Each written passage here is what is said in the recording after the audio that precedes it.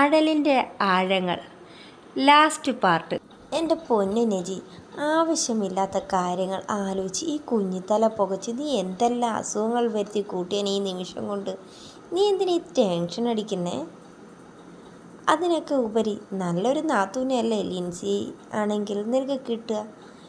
എടി അപ്പു, നിനക്കറിയാത്ത മറ്റൊരു കാര്യമുണ്ട്. ഇന്ന് നമ്മുടെ സമൂഹത്തിൽ ജാതിക്കും മതത്തിനും ഒരുപാട് പ്രാധാന്യം നൽകുന്നവരാണ്.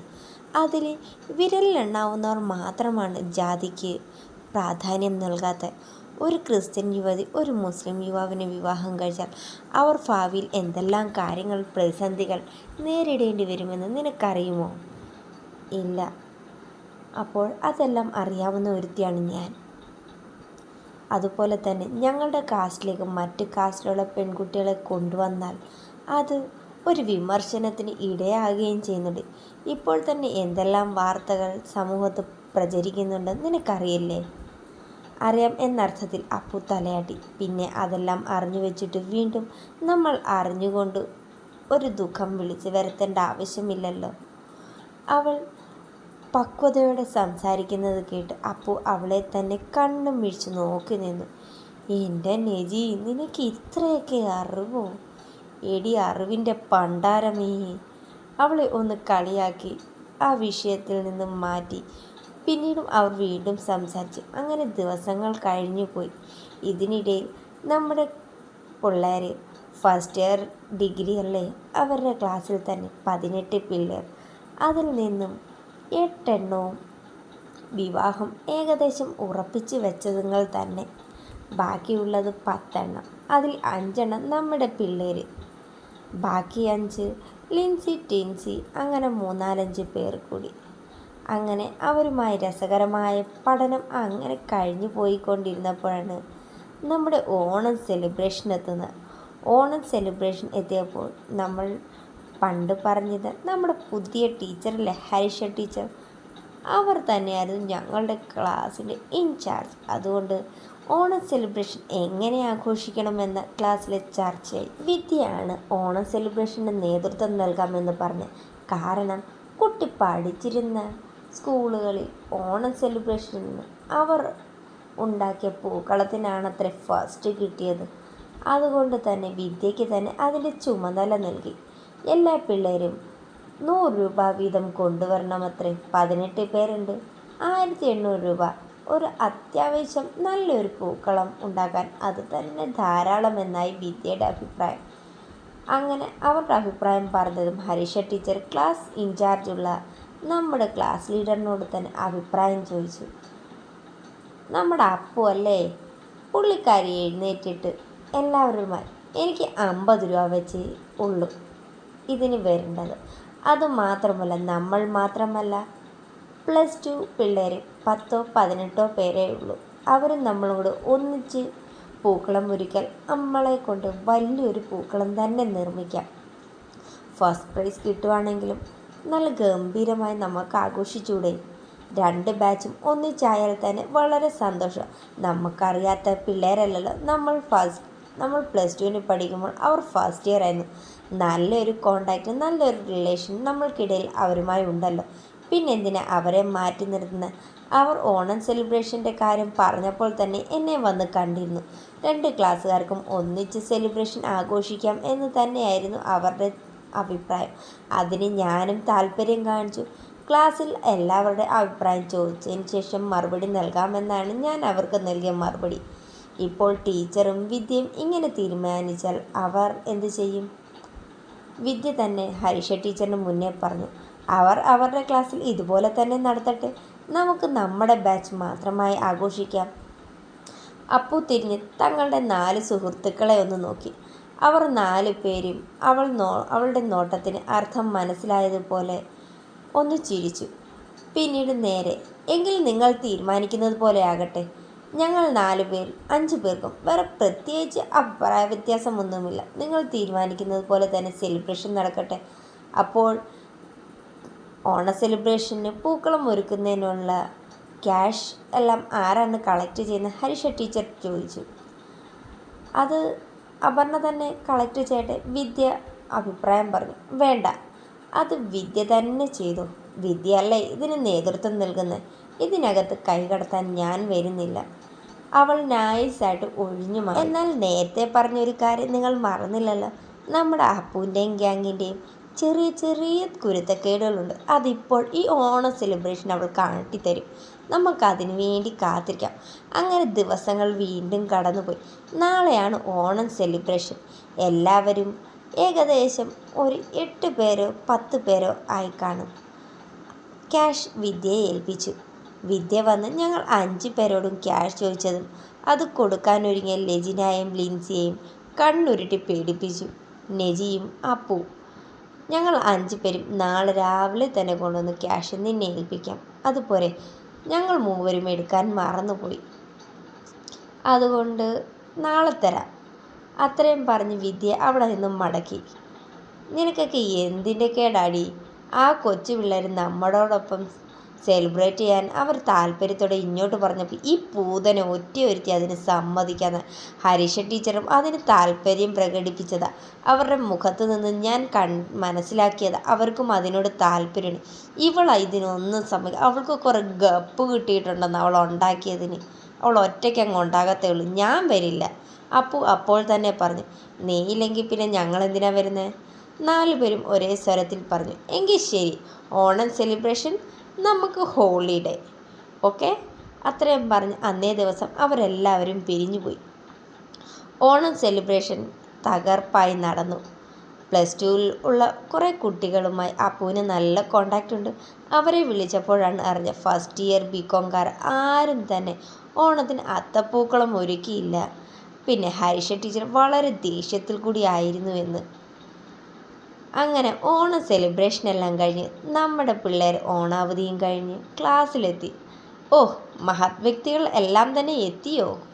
ഹരീഷ ടീച്ചർ ക്ലാസ്സിൽ എത്തിയതും ഒരു പുച്ഛത്തോടെ ഞങ്ങളെ 5 പേരെയും കളിയാക്കി. ആ ലാസ്റ്റ് ബെഞ്ചിലിരിക്കുന്നവർ ഒന്ന് എഴുന്നേറ്റേ. ഹരീഷ ടീച്ചർ പറഞ്ഞതനുസരിച്ച് ഞങ്ങൾ 5ഉം എഴുന്നേറ്റു. എന്തെന്നർത്ഥത്തിൽ ഞങ്ങൾ എല്ലാവരും ഹരീഷ ടീച്ചറിനെ തന്നെ നോക്കി. ഞാൻ ഇന്നോളം കോളേജിലും ഡിഗ്രിക്കും എല്ലാത്തിലും പോയിട്ടുണ്ട്. ഇന്നോളം ഇതുപോലെ ചേരി തിരിഞ്ഞ് എല്ലാത്തിനും ഫുൾ സപ്പോർട്ടും പിന്തുണയും കൊടുത്തിട്ട് നല്ല നൈസ് പണി ഇവർക്കിട്ട് കൊടുത്താൽ നിങ്ങൾക്കൊക്കെ എന്ത് സുഖം കിട്ടി? ഹരീഷ ടീച്ചർ ചോദിച്ചു. അതിന് തൊട്ട് മുന്നിലിരുന്ന ടിൻസിയും അനുവും താജിലയും അവരോടൊപ്പം തന്നെ ഉണ്ടായിരുന്നു. വേറെ ആരൊക്കെ വന്നില്ല എന്ന് ചോദിച്ചതിനാണ് അവർ 3 പേരും എഴുന്നേറ്റ്. അപ്പോൾ നിങ്ങൾ 8ഉം ഒരു ഗ്യാങ്ങാ? ഇല്ല ടീച്ചർ, ഞങ്ങൾ 5ഉം മാത്രമേ തീരുമാനിച്ചുള്ളൂ വരുന്നില്ല എന്ന്. അപ്പോഴാണ് ടിൻസിയും അനുവും താജിലയും പറഞ്ഞ. ഞങ്ങൾക്കറിയാം അപ്പു നാളെ ക്യാഷ് കൊണ്ട് തരാം എന്ന് പറഞ്ഞപ്പോഴേ അവൾ വരില്ല എന്ന്. പിന്നെ അവളില്ലാതെ ഒരു സെലിബ്രേഷൻ പങ്കെടുക്കാൻ ഞങ്ങൾക്ക് താല്പര്യമില്ല. +2 തൊട്ട് ഞങ്ങളെല്ലാം ഒരു ബാച്ചിൽ ഒന്നിച്ച് പഠിച്ചതായിട്ട് അവളെ ഒറ്റപ്പെടുത്തി അവൾ പറയുന്ന ഒരു തീരുമാനത്തിനെതിരായി എടുക്കുന്നത് ഞങ്ങൾക്ക് താല്പര്യമില്ല. പിന്നെ ടീച്ചറിനോടായ ഒരു കാര്യം ഞങ്ങൾ ചോദിച്ചോട്ടെ എന്ന രീതിയിൽ താജില ചോദിക്കാൻ നിന്ന്. എൻ്റെ പൊന്ന് താജില, ടീച്ചറിനോട് ചോദിക്കേണ്ട ഞാൻ ചോദിച്ചോളൂ, നീ എന്തായാലും ഇപ്പോൾ സംസാരിക്കേണ്ട. അപ്പു പറഞ്ഞുകൊണ്ട് ഹർഷ ടീച്ചർ എൻ്റെ നേരെ നോക്കി. ടീച്ചറെ, ഒറ്റ കാര്യം ചോദിച്ചോട്ടെ. ഈ +2-ലിരിക്കുന്ന 3-4 പിള്ളേർ, ബാക്കി എല്ലാ എണ്ണത്തിനും കെട്ടിച്ചു വിട്ട് ആ 3-4 പിള്ളേർ ഞങ്ങളോടൊപ്പം ആ പൂക്കളം ഒന്നിട്ടെന്നോ അതൊന്നൊരുക്കിയെന്നോ എന്നും പറഞ്ഞ് നമുക്കൊന്നും നഷ്ടപ്പെടാൻ പോകുന്നില്ല. നമുക്ക് അവരും കൂടെ കൂടുമ്പോൾ ഒരു സന്തോഷം. ഫസ്റ്റ് ഇയർ വന്നപ്പോൾ തൊട്ട് ഞങ്ങൾ ആ കുട്ടികളുമായി നല്ല കോണ്ടാക്റ്റിലാണ്, നല്ല പിള്ളേരുമാണ്. ആ പിള്ളേർ ഇങ്ങോട്ടൊരാവശ്യം, ഞങ്ങളൊരിക്കലും അങ്ങോട്ടല്ല, അവർ ഇങ്ങോട്ടൊരാഗ്രഹം പ്രകടിപ്പിച്ച് ഞങ്ങളോടൊപ്പം ഞങ്ങളുടെ കൂടെ ഒരു ഓണം സെലിബ്രേഷൻ ആഘോഷിക്കണമെന്ന്. അപ്പോൾ ടീച്ചറിന് താല്പര്യമുണ്ടായിട്ടും ഇവളല്ലേ അതിന് സമ്മതിക്കാഞ്ഞത്? അവൾക്ക് കുറേ ഗപ്പ് കിട്ടിയിട്ടുണ്ടെന്നുള്ള രീതിയിലല്ലേ അവളെ സംസാരിച്ച്. അവളുടെ ഗപ്പ് അവൾ ഒറ്റയ്ക്ക് കൊണ്ടോട്ടെ എന്ന് ഞങ്ങളും കരുതി. അവളുടെ ഗപ്പ് അവൾ വീട്ടിൽ കൊണ്ട് വെച്ചോട്ടെ, ഞങ്ങൾക്ക് വേണ്ട. ആ പിള്ളേരെ കൂട്ടാത്ത ഒരു സംഭവം ഞങ്ങൾക്ക് വേണ്ടാന്ന് ഞങ്ങൾ ഒറ്റക്കെട്ടായിട്ട് തന്നെ തീരുമാനിച്ചതാണ്. അതിൽ ഇനി ടീച്ചർ എന്ത് തന്നാലും എന്ത് ശിക്ഷ തന്നാലും നിറം മനസ്സോടെ തന്നെ ഞങ്ങൾ സിക്കും, അല്ലേടി? അത്രയും പറഞ്ഞ് ബാക്കി 4നെയും നോക്കിയപ്പോൾ അതേ എന്നർത്ഥത്തിൽ അവരും തലയാട്ടി. പറഞ്ഞിട്ട് യാതൊരു കാര്യമില്ല എന്ന് പറഞ്ഞ് ഹരീഷ ടീച്ചർ ഒരു ചിരിയോടെ തന്നെ അവിടുന്ന് പോയി. ഇതെല്ലാം കേട്ട് വിദ്യയ്ക്ക് വല്ലാത്ത ദേഷ്യം വന്നു. നീയൊക്കെ എന്നെ ഒരു കോമാളി വേഷം കെട്ടുകയായിരുന്നു അല്ലേ? ഞങ്ങളാരും കോമാളി വേഷം കെട്ടില്ല. നിന്നോട് ഞാൻ എൻ്റേതായ അഭിപ്രായം പറഞ്ഞു. ആ 3-4 പിള്ളേർ വന്നെന്നും പറഞ്ഞ് നിൻ്റെ ഗപ്പ് കിട്ടുന്നതിനൊന്നും ഞങ്ങൾ ആരും തടസ്സപ്പെടുത്തില്ല. നിൻ്റെ ഇഷ്ടത്തിന് തന്നെ വിട്ടു തന്നില്ലേ. നീ ചെയ്യുന്നതിനകത്ത് കൈകടത്താനും ഞങ്ങൾ വന്നില്ല. ഞങ്ങളുടെ സ്വാതന്ത്ര്യത്തിൽ നീ കൈകടത്താനും വരരുത്. അത്രയും പറഞ്ഞ് അന്നേ ദിവസം അന്ന് തൊട്ട് 2 പേരും നല്ല വഴക്ക്. കണ്ണിന് നേരെ കണ്ട കീരിയും പാമ്പും. ദിവസങ്ങൾ ഈ സംഭവത്തോട് തന്നെ കടന്നു പൊയ്ക്കൊണ്ടേയിരുന്നു. ഇതിനിടെ ചെറിയ ചെറിയ ഉരസലും കാര്യങ്ങളുമൊക്കെ ആയിട്ട് പോയി. എങ്കിലും ഫസ്റ്റ് ഇയർ ബികോംകാർ ഫസ്റ്റ് ഇയർ ബി എയിലൊക്കെ ചെല്ലുമ്പോൾ ബികോംകാർ ഒറ്റക്കെട്ട്. അവിടെ ഞങ്ങൾ ചേരിതിരിയില്ല. ഞങ്ങൾ ഒറ്റക്കെട്ട്. ബികോംകാർ ബി എക്കാരെ ആക്രമിക്കുകയാണ് സാധാരണ പതിവ്. ബി എക്കാർ ഒട്ടും മോശമല്ല കേട്ടോ. അവർ 54 പേർക്ക് ഞങ്ങൾ ഈ 18 പേർ തന്നെ ധാരാളമായിരുന്നു. അവർക്ക് ബികോംകാർ വരും എന്ന് പറയുമ്പോഴേ അവർക്കെല്ലാം ഒരു ഭയം തന്നെയാണ്. പ്രത്യേകിച്ച് നമ്മുടെ അപ്പൂന്. കാരണം പറയാനുള്ളത് 6 മുഖത്ത് നോക്കി നല്ല വെടുപ്പായിട്ട് പറയും. കൊള്ളേണ്ട അടുത്ത് നല്ല കൊള്ളത്തക്ക രീതിയിൽ അവൾ പറയുന്നുള്ള എല്ലാവർക്കും അറിയാം. പിന്നെ ക്ലാസ്സിൽ ചേരുതിരിവാണെങ്കിൽ ബി എ വരുമ്പോൾ ഞങ്ങളെല്ലാം ഒറ്റക്കെട്ട. അതിൽ ഏതിനെ തൊട്ടാലും അപ്പൂൻ്റെ കയ്യിൽ നല്ല നൈസ് പണി വാങ്ങിച്ചു കൂട്ടുമല്ലാണ്. കാരണമുണ്ട്. ഈ ബി എക്കാർ ഏത് വഴിക്ക് പോലെ എല്ലാത്തിനും ഓരോ ചുറ്റിക്കളി ഉള്ളത്. നല്ല കറക്റ്റായിട്ട് നമ്മുടെ അപ്പൂൻ്റെ മുന്നിൽ തന്നെ വന്നപ്പെടും. അവൾ ഇല്ല പരുന്തിനെ പോലെയാണ്. അവൾ മുന്നേക്ക് നോക്കി പോവുകയാണെങ്കിൽ അവളുടെ കണ്ണുകളുടെ ദൃഷ്ടി 4 വശവുമുണ്ട്. ഈ ബാക്കി 5 എണ്ണം കൂടെ ഉണ്ടെങ്കിലും അവരെ എല്ലാവരെയും ചുറ്റിപ്പറ്റി അവർക്കൊരു പ്രൊട്ടക്ഷൻ പോലെ തന്നെയായിരുന്നു നമ്മുടെ അപ്പൂ നടക്കുന്നത്. ആരെങ്കിലും ഏതെങ്കിലും രീതിയിൽ ഏതെങ്കിലും ഒരു കുരുത്തക്കേടി ചെന്നപ്പെട്ടാൽ അതിൽ നിന്ന് നമുക്ക് നല്ല നൈസായിട്ട് ഊരിക്കൊണ്ട് വരും. പക്ഷേ അപ്പൂനും ഉണ്ട് ഓരോ വീക്ക് പോയിൻ്റ്. ഇങ്ങോട്ട് വന്ന് പ്രശ്നമുണ്ടാക്കുക, തിരിച്ച് അങ്ങോട്ട് കയറി പ്രശ്നം അല്പം വലുതാക്കുക തന്നെ ചെയ്യുന്നത്. എന്നാൽ പ്രശ്നം വലുതാക്കുന്നതിന് മുമ്പ് അതിൽ നിന്നും ഊരിക്കൊണ്ട് വരേണ്ട ഉത്തരവാദിത്തം നമ്മുടെ ലെജിനയുടെ കല. അവൾ മാത്രമാണ് അല്പം പക്വതയോടെ എടുത്തു ചാടാതെ ചിന്തിച്ച് പെരുമാറുന്നത്. അതുകൊണ്ട് കോളേജിലെത്തേണ്ട പല പ്രശ്നങ്ങളും കോളേജിൻ്റെ പുറത്ത് തന്നെ വെച്ച് ഒത്തുതീർപ്പാക്കുന്നതും അവൾ തന്നെയാണ്. കൂട്ടത്തിൽ പറഞ്ഞാൽ നമ്മുടെ പിള്ളേരെല്ലാം +2-നെക്കാട്ടി തല്ലിപ്പൊളിയായി ഡിഗ്രിക്ക് കയറിയപ്പോൾ ദിവസങ്ങൾ വീണ്ടും ആരെയും കാത്തു നിൽക്കാതെ കടന്നുപോയി. അങ്ങനെ നമ്മുടെ ക്രിസ്മസും ന്യൂ ഇയറും ഒപ്പം തന്നെ വന്നെത്തി. അതിനുള്ള ഫങ്ഷൻ സെലിബ്രേഷൻ എല്ലാം തന്നെയായി. സാറന്മാർ ഓരോന്നരായി ഞങ്ങളുടെ ക്ലാസ്സിൽ വന്ന് ഈ പ്രാവശ്യം വിദ്യയാണോ പണി കൊടുക്കുന്നത് അതോ ഞങ്ങളുടെ കടുകുമണിയും ടീമും ആണോ പണി കൊടുക്കുന്നത്? ഈ പ്രാവശ്യം ഞങ്ങൾ ആരും പണി കൊടുക്കുന്നില്ല എന്ന് വിദ്യ തന്നെ മുന്നിട്ട് പറഞ്ഞു. അതിൽ തന്നെ ഞങ്ങൾക്ക് അപകടം മണത്തു. ഞങ്ങൾ ആരും അത് പുറത്ത് കാട്ടാതെ നൈസായി വെളുക്ക ചിരിച്ച് ടീച്ചർമാരെയും സാറന്മാരെയും കാട്ടി. നീയൊക്കെ എന്തെല്ലാം കുരുത്തക്കേട് കാട്ടുമെന്ന് കണ്ടറിഞ്ഞേ പറ്റൂ. നിൻ്റെയൊക്കെ മനസ്സിലൂടെ പോകുന്ന എന്താണെന്നറിയണമെങ്കിൽ ഞങ്ങളെ കൊണ്ടൊന്നും പിടിച്ച താങ്ങില്ല മക്കളെ. നീയൊക്കെ തന്നെ പരസ്പരം ചെയ്തു. ഇത് പെൺപിള്ളേർ മാത്രമായതുകൊണ്ട് നിൻ്റെയൊക്കെ ഈ അർമാദം നടക്കുന്നത്. ആൺപിള്ളേരായിരുന്നു നിന്നെയൊക്കെ എപ്പോഴും ചുരുട്ടി മൂലയ്ക്ക് വെച്ചന്. അതെന്താ സാറേ, ഞങ്ങൾക്ക് കൈയും കാലും ഇല്ലാത്തവരാണ് ആൺപിള്ളേർ ഞങ്ങളെ ചുരുട്ടി മൂലയ്ക്ക് വെക്കാൻ? അവന്മാരെ ഞങ്ങൾ ചുരുട്ടി മൂലയ്ക്ക് വെക്കാതിരുന്നാൽ അവന്മാർക്ക് കൊള്ളാം. നീയൊക്കെ ആയതുകൊണ്ട് പറയാനും പറ്റില്ല എൻ്റെ അപ്പുക്കൊച്ചേ. നീയൊക്കെ അതും ചെയ്യും അതിനപ്പുറവും ചെയ്യും. നിന്നെയൊക്കെ കെട്ടുന്ന അവന്മാരുടെയൊക്കെ കാര്യം പോക്കാന്ന് ഇപ്പോഴേ ഞങ്ങൾക്കറിയാം. അവർ എല്ലാവരും ഒരേ സ്വരത്തിൽ പറഞ്ഞ് ചിരിച്ചുകൊണ്ട് പുറത്തേക്ക് പോയി. പിന്നീട് അങ്ങോട്ട് ചർച്ചയായിരുന്നു. ക്രിസ്മസ് ഒരുക്കും, ക്രിസ്മസിന് വേണ്ടുന്ന കേക്ക് വാങ്ങുമ്പം എല്ലാം ഓരോ ഡെക്കറേഷനും ഓരോ കാര്യത്തിനും അതിന് തൻ്റേതായ എല്ലാ അഭിപ്രായം വിദ്യയും പ്രകടിപ്പിച്ചിരുന്നു. വിദ്യയുടെ ഓവറായിട്ടുള്ള ആക്ടിംഗ് എല്ലാം ഞങ്ങൾ കണ്ട് രസിച്ചുകൊണ്ടേയിരുന്നു. അങ്ങനെ ക്രിസ്മസ് ആയപ്പോൾ ഞങ്ങൾക്ക് പ്രതീക്ഷിച്ചതുപോലെ വിദ്യയും ഗ്യാങ്ങും നല്ല നൈസായിട്ട് ഓണത്തിന് ഞങ്ങൾ കൊടുത്തതുപോലെ തന്നെ ഞങ്ങൾക്കിട്ട് പണി തന്നു. എങ്കിൽ ഞങ്ങൾ തോൽക്കുമോ? ഞങ്ങൾ ഒട്ടും കളിച്ചില്ല. +2-ലെ പിള്ളേരെ കൂട്ടുപിടിച്ച് ഞങ്ങൾ നൈസായിട്ട് എല്ലാവരും പ്ലം കേക്ക് വാങ്ങിച്ച് ക്രിസ്മസ് സെലിബ്രേറ്റ് ചെയ്തപ്പോൾ ഞങ്ങൾ നല്ല 2.5 കിലോ ക്രീം കേക്ക് വാങ്ങിച്ച് ഞങ്ങൾ ആഘോഷം പൊടിച്ചു. എന്നിട്ട് കേക്കിൻ്റെ ഫോട്ടോയും ഞങ്ങൾ കട്ട് ചെയ്തതും കഴിക്കുന്നതിൻ്റെയും സെലിബ്രേഷൻ്റെ എല്ലാ ഫോട്ടോയും നമ്മുടെ വിദ്യയുടെ വാട്സപ്പിലേക്ക് അങ്ങോട്ട് തുരുതുര അയച്ചു കൊടുത്തു. അവളുടെ ആ ഓഞ്ഞ മോന്ത നേരിട്ട് കാണാൻ വയ്യാത്തതിന് ഒരു സങ്കടം മാത്രമേ ഉള്ളായിരുന്നു നമ്മുടെ പിള്ളേർക്കില്ലാഞ്ഞത്. എല്ലാ സാറന്മാർക്കും വളരെ സന്തോഷമായിരുന്നു. നിന്നെയൊക്കെ സമ്മതിച്ച് അവളുമാർ വിചാരിച്ച് ഇത് നടക്കത്തില്ലെന്ന്. പക്ഷേ നീയൊക്കെ പൊളിയായിട്ടും തന്നെ വെറും ഒരു 150 രൂപയുടെ പ്ലം കേക്കിൽ ഒതുക്കേണ്ട നീയൊക്കെ ഇതൊരു ക്രീം കേക്ക് തന്നെ വാങ്ങി, അതും 2.5 കിലോ. ചെറുതൊന്നുമല്ല. കൂട്ടത്തിൽ +2 പിള്ളേർ. നീ എല്ലാത്തിനെയും ഒരു നുഴത്തിൽ വന്ന് കെട്ടാവുന്ന സൈസുകൾ.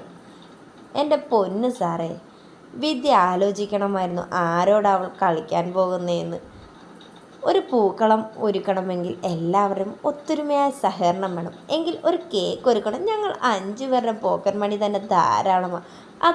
അവളുടെ കണക്കൂട്ടൽ അല്പം പിഴച്ചത്. പിന്നെ ഇത് ഞങ്ങളുടെ മാത്രമല്ല കേട്ടോ, ഞങ്ങളെല്ലാം തുച്ഛമായ എമൗണ്ട് മാത്രമേ ഇട്ടുള്ളൂ.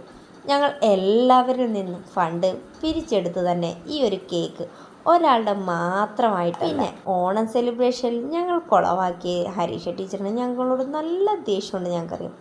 ഇപ്പോൾ സാറിനും ടീച്ചറിനും മനസ്സിലായില്ല, ഈ പിള്ളേരും കൂടെ നമ്മുടെ കൂടെ കൂടിയാൽ എത്ര കളറായിട്ടായിരിക്കും ഇന്ന് ആഘോഷം. എൻ്റെ പൊന്നപ്പൂ, നിന്നെ അന്ന് മനസ്സിലാക്കാൻ ഞാൻ അല്പം താമസിച്ചു പോയി, അതുകൊണ്ടാണ്. നീ ക്ഷമി എന്നും പറഞ്ഞ് ഈ സെലിബ്രേഷൻ്റെയും ആഘോഷത്തിൻ്റെ ഇടയ്ക്ക് പഠിത്തന്മാരും വിട്ടുപോകരുത്. നന്നായി പഠിക്കണം, എക്സാമാണ് വരുന്നത്. മനസ്സിലായി ടീച്ചർ. ടീച്ചർ പറഞ്ഞ വാക്കുകൾ അവർ എല്ലാവരും ഹൃദയത്തിലേക്ക് തന്നെ ഏറ്റുവാങ്ങി. പിന്നീട് അങ്ങോട്ടുള്ള ദിവസങ്ങൾ ദ്രുതഗതിയിൽ തന്നെ മാഞ്ഞുപോയി. എക്സാം എല്ലാം കഴിഞ്ഞ് വെക്കേഷനും കഴിഞ്ഞ് എല്ലാവരും ക്ലാസ്സിലെത്തി. ഈ എക്സാമിനിടയിലും വെക്കേഷനിടയിലും പല സംഭവങ്ങൾ നടന്നു. നമ്മുടെ നെജി അവളുടെ മുറച്ചെറുക്കനുമായി പ്രണയത്തിലായി. അവരുടെ വളയിടിയിൽ ചടങ്ങ് കഴിഞ്ഞു. നമ്മുടെ അപ്പുവിനെ മാർച്ച് മാസത്തിൽ, അതായത് കറക്റ്റായിട്ട് പറഞ്ഞാൽ സാക്ഷാൽ മഹാദേവൻ്റെ പ്രത്യേക ദിവസമായ ശിവരാത്രിയുടെ അന്നായിരുന്നു അവളെ പെണ്ണ് കാണാൻ വന്നത്.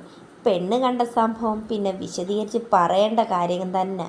ഒരു പട്ടുപാവാടയും ഉടുപ്പും ഇട്ട് നല്ല കുഞ്ഞി പെണ്ണായി ആ ചെക്കൻ്റെ മുന്നിൽ ചെന്ന് നിന്ന്. ചെക്കനാണെങ്കിലോ അല്പം പ്രായമുള്ള ഒരാൾ. എന്ന് വെച്ചാൽ ഏകദേശം 2 പേരും തമ്മിൽ 10-12 വയസ്സിന് വ്യത്യാസമുണ്ട്. നമ്മുടെ കൊച്ചിനെ കണ്ടതും പുള്ളിക്കാരനൊന്ന് ഞെട്ടി. ബാലവിവാഹമോ? അയാൾ സ്വയം ഒന്ന് പിറുപിറുത്തു. ബാലവിവാഹമൊന്നും അല്ല, എനിക്ക് 18 വയസ്സ് കഴിഞ്ഞു. നമ്മുടെ അപ്പു സ്പോട്ടിൽ തന്നെ അയാളോട് പറഞ്ഞു.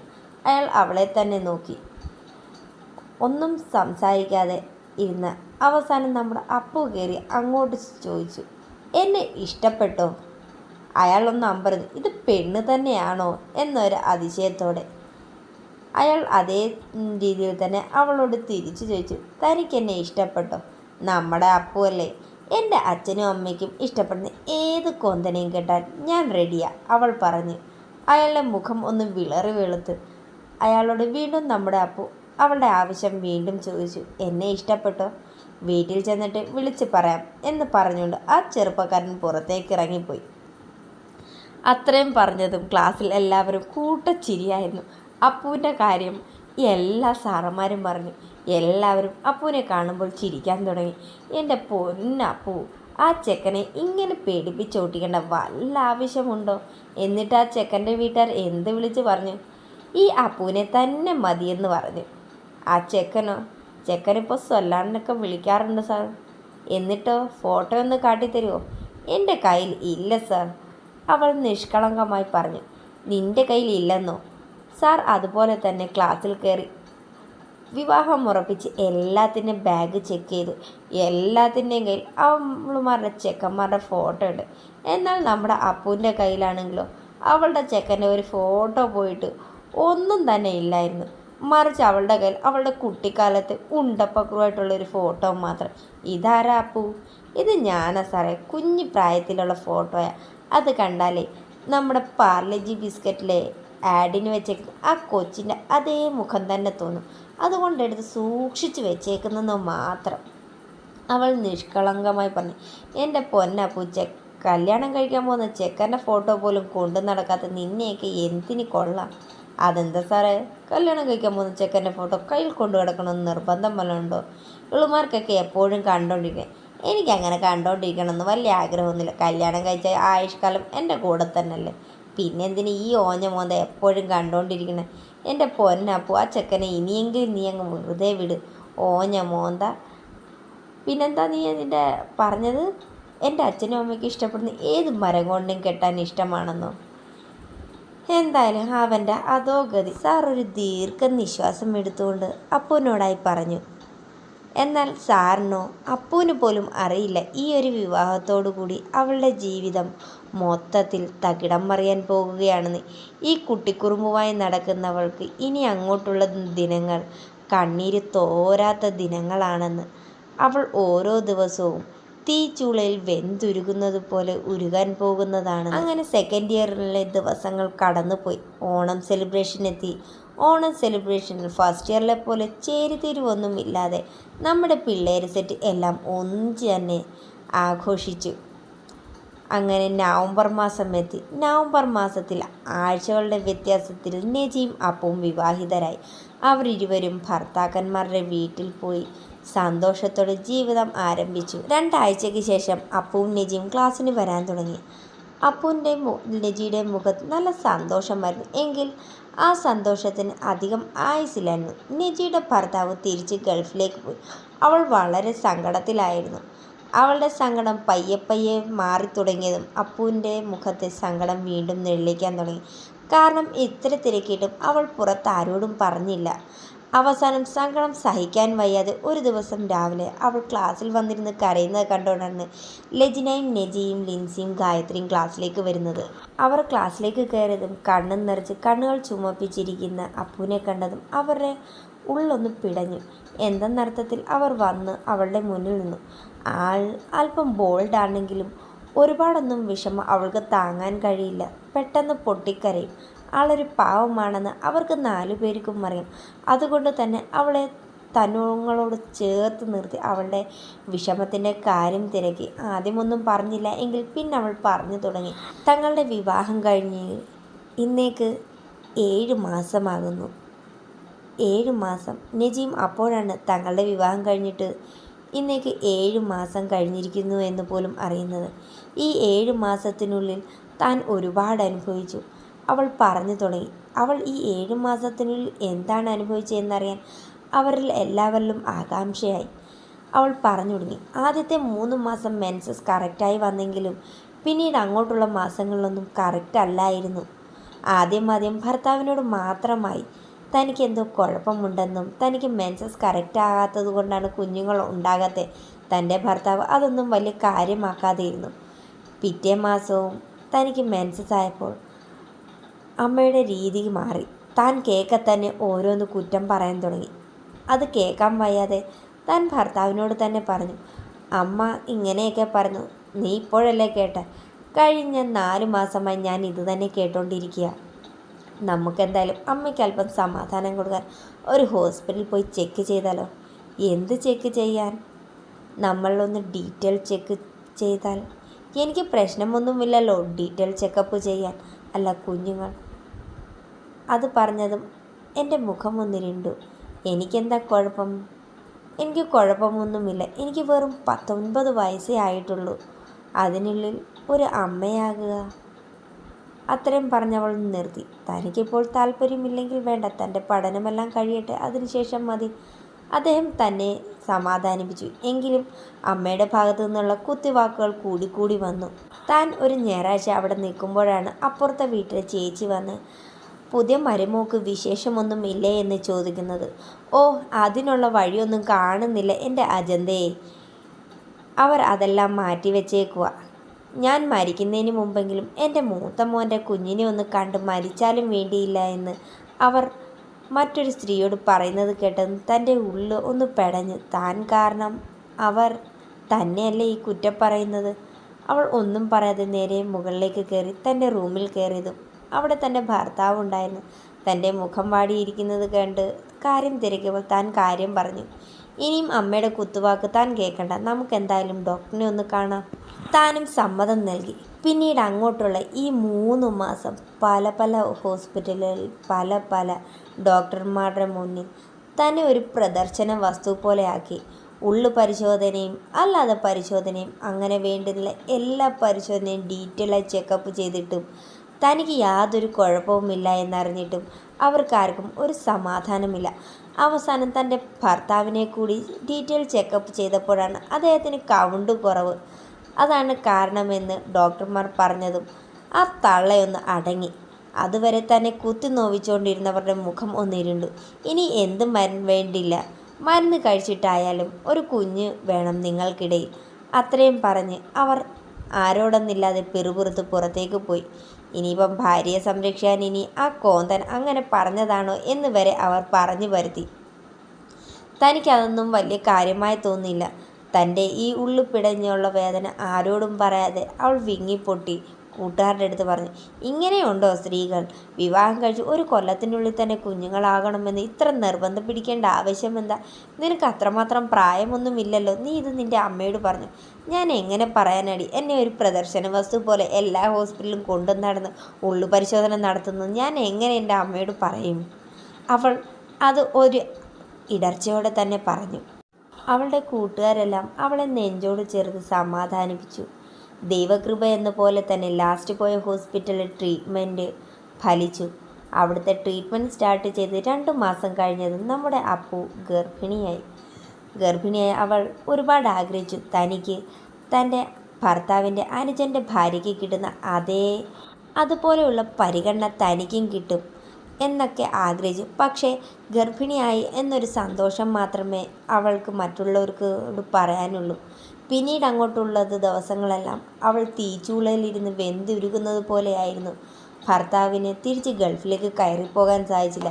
ഭർത്താവിൻ്റെ അമ്മയുടെയും ഭർത്താവിൻ്റെ അനുജൻ്റെയും ഭാര്യയുടെയും എല്ലാം കുത്തുവാക്ക് കേട്ട് ഓരോ ദിവസവും തള്ളി നീക്കി. ഭർത്താവിൻ്റെ അനിയൻ്റെ ഭാര്യ ഗർഭിണിയായതുകൊണ്ട് അവൾക്ക് കൊണ്ടുവരുന്നതിൽ കുറച്ച് സാധനമൊക്കെ തനിക്കും കിട്ടുമായിരുന്നു. തനിക്ക് കൊതിയുള്ളതൊന്നും തൻ്റെ ഭർത്താവിന് തനിക്ക് വാങ്ങിത്തരാൻ കഴിയില്ല എന്ന് അറിയാവുന്നത് കൊണ്ട് തൻ്റെ ആഗ്രഹങ്ങളെല്ലാം ഉള്ളിലൊതുക്കി അപ്പോൾ ഓരോ ദിവസവും തള്ളി നീക്കി. തൻ്റെ ആഗ്രഹങ്ങളെല്ലാം തൻ്റെ അമ്മയോട് മാത്രം വിളിച്ച് പറഞ്ഞ് ഓരോ ഞായറാഴ്ചയും തനിക്ക് വേണ്ടുന്ന ഓരോ സാധനവുമായി അപ്പുവിൻ്റെ അമ്മയും അച്ഛനും അവളെ കാണാനെത്തിക്കൊണ്ടേയിരുന്നു. കൂട്ടത്തിൽ അവളുടെ ബന്ധുക്കളും. എന്നാലും ഭർത്താവിൻ്റെ വീട്ടുകാരുടെ ഭാഗത്തുനിന്ന് യാതൊരു രീതിയിലുള്ള സ്നേഹപ്രകടനം ഒന്നും തന്നെ ഇല്ലായിരുന്നു. വാസ്തവത്തിൽ പറഞ്ഞാൽ നമ്മുടെ അപ്പുവിന് യാതൊരു പരിഗണനയും അവിടെ കിട്ടിയിരുന്നില്ല. മൂത്ത മരുമകൾ എന്നൊരു സ്ഥാനം പോലും. എന്തിന് അനുജൻ്റെ ഭാര്യയ്ക്ക് കിട്ടുന്ന ഒരു പരിഗണന പോലും തനിക്ക് കിട്ടുന്നില്ല എന്ന് അറിഞ്ഞതും അവൾക്ക് വല്ലാതെ വിഷമമായി.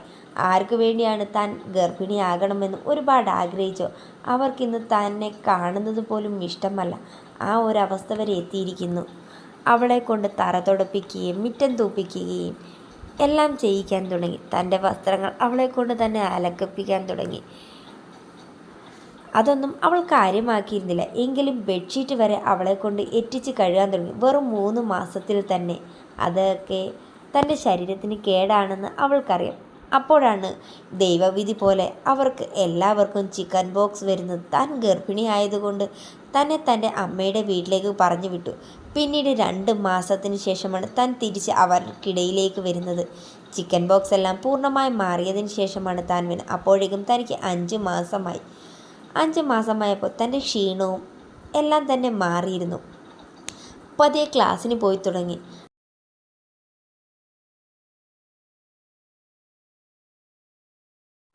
ചെക്കപ്പെല്ലാം മുറ പോലെ നടന്നുകൊണ്ടേയിരുന്നു.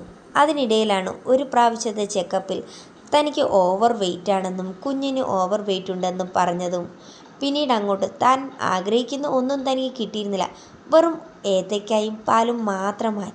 അതും പ്രത്യേകിച്ച് തനിക്ക് വേണമെന്ന് ആവശ്യപ്പെട്ടത് മാത്രം തൻ്റെ അച്ഛനും അമ്മയും ഞായറാഴ്ച തോറും വരും തനിക്ക് കൊണ്ടു തരുന്നത്. അത് കഴിച്ചാണ് തനിക്ക് വെയിറ്റ് കൂടിയേ എന്ന് പറഞ്ഞ് തനിക്ക് പിന്നീട് ഒന്നും തരാതെയായി. വീട്ടിലെ ആഹാരം മാത്രം. അതോടുകൂടി തൻ്റെ ഉള്ളിൽ കിടക്കുന്ന ജീവന് വെയിറ്റ് കുറയാൻ തുടങ്ങി. താനും പതിയെ വെയിറ്റ് കുറഞ്ഞു തുടങ്ങി. ഇതൊന്നും ആരും തന്നെ ശ്രദ്ധിച്ചിരുന്നില്ല. ചെക്കപ്പിന് ചെല്ലുമ്പോൾ തനിക്ക് ആവശ്യത്തിനുള്ള വെയിറ്റ് ഉണ്ട് എന്നാണ് അവിടുത്തെ ഡോക്ടർമാരും നഴ്സുമാരും പറഞ്ഞുകൊണ്ടിരുന്നത്. എങ്കിലും തനിക്ക് അറിയാം തൻ്റെ വെയിറ്റ് ദിവസം തോറും കൂടുന്നില്ല. അതേ രീതിയിൽ തന്നെ നിൽക്കുക. പലപ്പോഴും അവരോട് പറഞ്ഞിട്ടും അത് കാര്യമാക്കണ്ട എന്ന രീതിയിൽ തന്നെ അവർ അവഗണിച്ചു വിട്ടു. മാസങ്ങൾ വീണ്ടും കടന്നുപോയി. 7 മാസമായി കുഞ്ഞ് ചെറുതായി അനക്കം തുടങ്ങിയതും തങ്ങളുടെ പ്രാർത്ഥന പോലെ തൻ്റെ ഭർത്താവിന് ഗൾഫിലേക്ക് വിസ റെഡിയായി. തന്നെ വയറ്റുംകാല കഴിഞ്ഞ് വീട്ടിൽ കൊണ്ടുവിട്ട് ഒരാഴ്ച കഴിഞ്ഞതും അദ്ദേഹം ഗൾഫിലേക്ക് കയറിപ്പോയി. ഭർത്താവ് പോയതിൽ എല്ലാ സ്ത്രീകളെയും പോലെ തനിക്ക് വിഷമമുണ്ടായിരുന്നില്ല. താൻ അനുഭവിച്ചിരുന്ന വിഷമത്തിന് ഇന്നൊരു സമാധാനം കിട്ടിയതായി അവൾക്ക് തോന്നി. പിന്നീട് അങ്ങോട്ടുള്ള ദിവസങ്ങൾ അവരുടെ സന്തോഷ നിമിഷങ്ങളായിരുന്നു. കുഞ്ഞിൻ്റെ ഓരോ അനക്കങ്ങളും ചലനങ്ങളും അവൾ ഫോണിലൂടെ അദ്ദേഹത്തോട് വിവരിച്ചുകൊണ്ടേയിരുന്നു. തൻ്റെ ഒപ്പം എന്തിനും ഏതിനും തൻ്റെ ഭർത്താവുണ്ട്, എല്ലാ വിഷമത്തിലും തന്നോടൊപ്പം ഉണ്ട് എന്ന് അവൾ വിശ്വസിച്ചിരുന്നു. അല്ല, അയാളെക്കൊണ്ട് വിശ്വസിപ്പിക്കാൻ സാധിച്ചിരുന്നു എന്ന് പറയുന്നതായിരിക്കും വ്യക്തമാക്കണം. 9ാം മാസത്തിൻ്റെ തുടക്കത്തിൽ തന്നെ നമ്മുടെ അപ്പുവിൻ്റെ ഡെലിവറി കഴിഞ്ഞു. പ്രിമച്ചർ ബേബി ആയതുകൊണ്ട് തന്നെ അവളെ ഇൻക്യുബേറ്ററിലേക്കാണ് കൊണ്ടുപോയത്. അമ്മ കണ്ണു തുറന്നു വന്നതും ആദ്യത്തെ മുലയൂട്ടൽ കഴിഞ്ഞ് അവളെ വീണ്ടും ഇൻക്യുബേറ്ററിലേക്ക് കൊണ്ടുവച്ചു. നീണ്ട 5 മണിക്കൂറിന് ശേഷം തൻ്റെ പൊന്നോമനെ തൻ്റെ കയ്യിൽ കിട്ടി ഒരുപാട് സ്നേഹത്തോടെ അവളെ ഒന്ന് നോക്കി. അവളെ ഏറ്റുവാങ്ങാൻ തൻ്റെ ഭർത്താവില്ലാതായിപ്പോയി. അതൊരു വിഷമമായി തന്നെ അവളിൽ തിങ്ങി. എങ്കിലും അത് കാര്യമാക്കിയില്ല. നോർമൽ ഡെലിവറി ആയതുകൊണ്ട് തന്നെ 3ൻ്റെ അന്ന് തന്നെ ഡിസ്ചാർജ് ചെയ്തു. ഡിസ്ചാർജ് ചെയ്യുന്നതിന് മുമ്പ് തന്നെ അവൾക്ക് BCG എടുത്തിരുന്നു. വെയിറ്റ് കുറഞ്ഞ കുഞ്ഞുങ്ങൾക്ക് ഒരു ഹോസ്പിറ്റലിലും BCG എടുക്കാൻ പാടില്ല എന്നൊരു നിയമമുണ്ട്. എങ്കിലും ആ ഹോസ്പിറ്റലുകാരുടെ അനാസ്ഥ കാരണം തൻ്റെ കുഞ്ഞിന് വെയിറ്റ് കുറവായിട്ട് പോലും അവർ BCG എടുത്തു. കുഞ്ഞിന് വലിയ കുഴപ്പങ്ങളൊന്നും ഇല്ലാത്തത് കൊണ്ട് കാര്യമാക്കിയില്ല. വീട്ടിലെത്തുന്നതിന് മുൻപ് തന്നെ കുഞ്ഞ് കരച്ചിൽ തുടങ്ങി. അന്നൊരു രാവ് പുലരുവോളം അവൾ നിർത്താതെ കരഞ്ഞു. പലപ്പോഴും അവൾ പാൽ കുടിക്കാൻ തന്നെ വിസമ്മതിച്ചു. അതിനാൽ ആ പാവം പെണ്ണ് പാൽ പിഴിഞ്ഞ് ആ കുഞ്ഞിളം നാവിലേക്ക് ഇറ്റിച്ചു കൊടുത്തു. എങ്കിലും അവളുടെ വിശപ്പടങ്ങാതെ തന്നെ അവൾക്കന്ന് ആ കൂട്ടായി അവളുടെ അമ്മയുണ്ടായിരുന്നു. പുലർച്ചെയായതോടുകൂടി കുഞ്ഞിൻ്റെ രീതികൾക്ക് മാറ്റം വന്നു. കുഞ്ഞിൻ്റെ മുഖത്ത് പലയിടത്തായി നീല കളർ വട്ടത്തിൽ തിണർത്ത് വരാൻ തുടങ്ങി. അതുകൂടിയായപ്പോൾ കുഞ്ഞിന് എന്തോ അസ്വസ്ഥതയുണ്ടെന്നും കുഞ്ഞിനെ ചിലപ്പോൾ തങ്ങൾക്ക് നഷ്ടപ്പെടും എന്നും മനസ്സിലായതും പെട്ടെന്ന് കുഞ്ഞിൻ്റെ ഭാവത്തിൽ മാറ്റം വരാൻ തുടങ്ങി. കുഞ്ഞിന് ഫിക്സിൻ്റെ ഒരു ലക്ഷണം കണ്ടതും പെട്ടെന്ന് തന്നെ കയ്യിൽ കിട്ടിയ വസ്ത്രവും എടുത്തിട്ട് അവർക്ക് വേണ്ടുന്ന എല്ലാ സാധനവുമായി കിട്ടിയ ഓട്ടോയിൽ തന്നെ ഡോക്ടറിൻ്റെ വീട് ലക്ഷ്യം വെച്ച് പോയി. ഡോക്ടറിൻ്റെ വീടിന് മുന്നിൽ ഏകദേശം അരമണിക്കൂറോളം നിന്നതിന് ശേഷമാണ് ഡോക്ടർ ഒന്ന് കുഞ്ഞിനെ ചെക്കപ്പ് ചെയ്തത് പോലും. എത്രയും പെട്ടെന്ന് കുഞ്ഞിനെ ഹോസ്പിറ്റലിൽ എത്തിക്കാനായിരുന്നു ഡോക്ടർ തങ്ങളോട് പറഞ്ഞത്. അത്ര കൂടിയായപ്പോൾ പെട്ടെന്ന് തന്നെ ഹോസ്പിറ്റലിൽ എത്തിച്ചു. ഹോസ്പിറ്റലിൽ ചെന്നതും തങ്ങളെ കാത്തതുപോലെ തന്നെ ഡോക്ടറും നഴ്സുമാരും അവിടെ ഉണ്ടായിരുന്നു. കുഞ്ഞുമായി നേരെ ഇൻക്യുബേറ്റർ റൂമിലേക്ക് പോയി കുഞ്ഞിൻ്റെ ശ്വാസഗതിയും അവളുടെ ഷുഗർ ലെവലും ഹാർട്ട് ബീറ്റും എല്ലാം ചെക്ക് ചെയ്തു. ഹാർട്ട് ബീറ്റ് കൂടുതലായിരുന്നു. കുഞ്ഞിൻ്റെ ശരീരത്തിൽ ഷുഗർ ലെവൽ ഒരുപാട് ഡൗൺ ആയിപ്പോയി. പിന്നീട് ടെമ്പറേച്ചർ എല്ലാം തന്നെ കൂടുതലായിരുന്നു. കുഞ്ഞിൻ്റെ ഭാവം മൊത്തത്തിൽ മാറിയിരുന്നു. കൂട്ടത്തിൽ ഫിക്സ് കൂടി വന്നതുകൊണ്ട് അവർക്കെല്ലാം ഭയമായി തുടങ്ങി. എത്രയും പെട്ടെന്ന് തന്നെ കുഞ്ഞിനെ എത്തിക്കേണ്ടടുത്ത് എത്തിക്കാനാണ് അവർ പറഞ്ഞത്. ഒന്നെങ്കിൽ SAT അല്ലെങ്കിൽ വല്ല മൾട്ടി സ്പെഷ്യാലിറ്റി ഹോസ്പിറ്റൽ എത്തിക്കാനായിരുന്നു പറഞ്ഞത്. അവരാൽ തന്നെ ഒരു ആംബുലൻസ് കൂടി ഞങ്ങൾക്ക് സജ്ജമാക്കി തന്നു. എങ്ങനെയെങ്കിലും തൻ്റെ പൊന്നമ്മനെ രക്ഷിക്കണം എന്ന് മാത്രമേ ആ പാവം പെണ്ണിനും അവളുടെ രക്ഷിതാക്കൾക്കും ഉണ്ടായിരുന്നുള്ളൂ. കിട്ടിയ വണ്ടിക്ക് തന്നെ അവർ നേരെ പോയി ഏറ്റവും അടുത്ത് കണ്ട ഒരു മൾട്ടി സ്പെഷ്യാലിറ്റി ഹോസ്പിറ്റലിലേക്ക് തന്നെ കയറി. കൊല്ലത്ത് തന്നെ പ്രസിദ്ധമായ ഒരു ഹോസ്പിറ്റലായിരുന്നു നായേഴ്സ് ഹോസ്പിറ്റൽ. തങ്ങൾ വരുന്നുണ്ട് എന്ന് ആംബുലൻസ് ഡ്രൈവർ നായേഴ്സ് ഹോസ്പിറ്റൽ അറിയിച്ചത് പ്രകാരം പീഡിയാട്രിക് ഡിപ്പാർട്ട്മെൻറ്റിലെ ഹോസ്പിറ്റലിലെ ഡോക്ടേഴ്സും നഴ്സും എല്ലാം തന്നെ ഈ കുഞ്ഞോമനെ കാത്ത് പുറത്തു തന്നെയുണ്ടായിരുന്നു. അവളെ കയ്യിൽ ഏറ്റുവാങ്ങി നേരെ അവർ ഡീറ്റെയിൽ ചെക്കപ്പ് നടത്തി. അവളുടെ ശരീരം അത്ര സ്റ്റേബിളല്ല എന്ന് മനസ്സിലാക്കി അവർ നേരെ അവളെ വെന്റിലേറ്ററിലേക്കാണ് നീക്കിയത്. വെന്റിലേറ്ററിൽ 5 ദിവസത്തോളം എൻ്റെ പൊന്നോമന കിടന്നു. വെന്റിലേറ്ററിൽ നിന്നും പയ്യെ അവളെ സ്വന്തമായി ആരുടെയും സഹായമില്ലാതെ ഒരു മിഷൻ്റെയും സഹായമില്ലാതെ ശ്വസിക്കാൻ തുടങ്ങിയപ്പോൾ വെന്റിലേറ്ററിൽ നിന്നും അവർ പയ്യെ അവളെ ഇൻക്യുബേറ്ററിലേക്ക് നീക്കം ചെയ്തു. ഇൻക്യുബേറ്ററിൽ ഇരിക്കുമ്പോൾ തന്നെ ഒരു വട്ടം കൂടി അവൾക്ക് ഫിക്സ് വന്നു. ഫിക്സ് വന്നതോടുകൂടി അവൾക്ക് വീണ്ടും ശ്വാസതടസ്സം നേരിട്ടതും വീണ്ടും വെന്റിലേറ്ററിൻ്റെ സഹായം തേടി. പയ്യെ അത് പിന്നെയും റിമൂവ് ചെയ്ത് പയ്യെ 2 മാസത്തോളം വെന്റിലേറ്ററിലും ഇൻക്യുബേറ്ററിലുമായ ആ പൊന്നോമനെ കിടന്നു.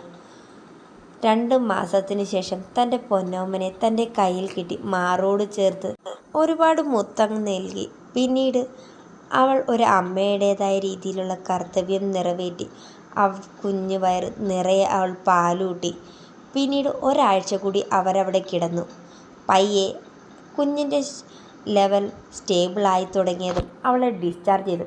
പിന്നീട് അങ്ങോട്ടുള്ള 3 മാസം ഒരു റൂമിൽ അമ്മയും കുഞ്ഞും മാത്രം, പുറത്തു നിന്നും ആരെയും ഒരു ശല്യവുമില്ലാതെ ആ 3 മാസം അവർ വളരെ കഷ്ടപ്പെട്ട് തന്നെ മുന്നോട്ട് നീങ്ങി. കാരണം പുറത്തെ അന്തരീക്ഷവുമായി ഒന്ന് ഒത്തിണങ്ങി വരാൻ ആ കുഞ്ഞിന് കുറച്ച് കാലതാമസം വരുമെന്ന് ഡോക്ടർ പ്രത്യേകം പറഞ്ഞതുകൊണ്ട് മരുന്നുകളുടെ സഹായത്തോടു കൂടി തന്നെ ആ 3 മാസം കടന്നുപോയി. അങ്ങനെ മിടുക്കിയായി 3 മാസത്തെ വനവാസത്തിന് ശേഷം പുറം ലോകം കാണാൻ എൻ്റെ കുഞ്ഞുമായി ഞാൻ പുറത്തിറങ്ങി. എല്ലാവരും അതിശയത്തോടെ തന്നെ നോക്കി. തൻ്റെ കുഞ്ഞിനെ ഇന്നോളം ആരും കണ്ടിട്ടില്ല. ഒരു കൈ കൊണ്ട് എടുക്കാൻ പാകത്തിലുള്ള കുഞ്ഞ് അത്ര പൊടിക്കുഞ്ഞിനെ ഇന്നോളം ആരും കണ്ടിട്ടില്ല. അത്ര ചെറുതായിരുന്നു എൻ്റെ പൊന്നോമന. നിറയെ മുടിയുള്ള ഉണ്ടയായി ഒരു കുഞ്ഞ് കുഴക്കട്ട പോലെ ഒരു കുഞ്ഞ്.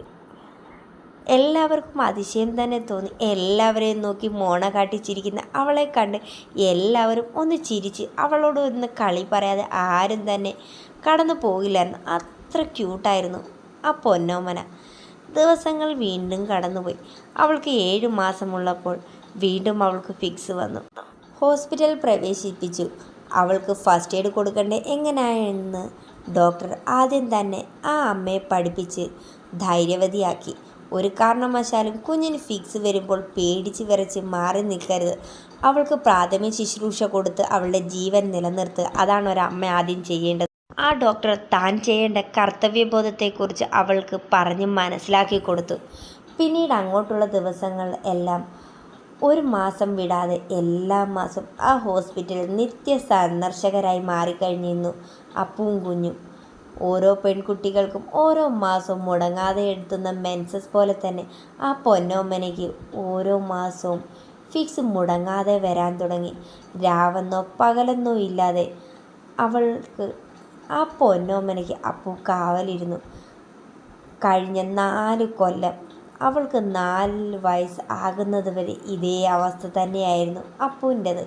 രാത്രിയെന്നോ പകലെന്നോ ഇല്ലാതെ അവൾ ഇരുന്ന് കളിക്കുന്ന ആ അവസ്ഥയിൽ തന്നെ അവൾക്ക് ഫിക്സ് വരും. ഒന്ന് കണ്ണ് തെറ്റിയാൽ അവളുടെ ജീവൻ തന്നെ നഷ്ടപ്പെടും. ആ അവസ്ഥയിൽ ഒരിക്കലും ഫിക്സ് വരുന്ന കുഞ്ഞിനെ എടുത്തോണ്ട് ഓടരുത്. ചിലപ്പോൾ വായിൽ നിന്നും വരുന്ന നുരയും പതയും ശ്വാസനാളത്തിൽ കയറി ശ്വാസമെടുക്കാൻ ബുദ്ധിമുട്ടുണ്ടായി ചിലപ്പോൾ കുഞ്ഞിൻ്റെ ജീവൻ തന്നെ നഷ്ടപ്പെടാൻ കാരണമാകും എന്നുകൂടി ഡോക്ടർ പറഞ്ഞതുകൊണ്ട് അവൾക്ക് വലിയ ഭയമായിരുന്നു. താൻ ഒരുപാട് ആഗ്രഹിച്ച് താൻ ജന്മം കൊടുത്ത തൻ്റെ കുഞ്ഞിനെ തനിക്ക് നഷ്ടപ്പെട്ടാൽ താൻ ചിലപ്പോൾ ഒരു ഭ്രാന്തിയായി മാറിപ്പോകും എന്ന് ഉള്ളാൽ അവൾക്കറിയാമായിരുന്നു. അതുകൊണ്ട് തന്നെ അവൾ ഊണും ഉറക്കവും ഉപേക്ഷിച്ച് ആ കുഞ്ഞിന് 4.5 കൊല്ലം കാവലിരുന്നു. അവസാനം അവൾക്ക് ദൈവത്തോട് പ്രാർത്ഥിച്ച് ദൈവം അവൾക്ക് നേരെ കനിഞ്ഞതാണോ എന്താണെന്നറിയില്ല. എന്തായാലും ഒരു ഡോക്ടറിൻ്റെ വിലാസം അവർക്ക് കിട്ടി. ഒരു ന്യൂറോ സർജൻ, അതും SATയിലെ പ്രശസ്തനായ ന്യൂറോ സർജൻ മുഹമ്മദ് ഷഹനാസ്.